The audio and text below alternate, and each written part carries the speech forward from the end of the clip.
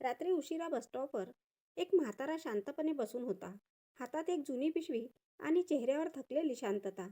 शेजारून चालणाऱ्या एका तरुणीनं विचारलं, "काका, एवढ्या रात्री एकटे का बसलात?" म्हाताऱ्याने हलकसं हसत म्हटलं, "आज माझ्या मुलाचा वाढदिवस आहे. त्याला भेटायला निघालो होतो.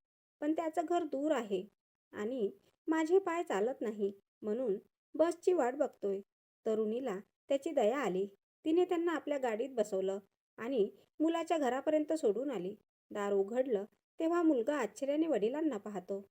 म्हातारा हसत म्हणतो, "वाढदिवसाच्या शुभेच्छा बेटा."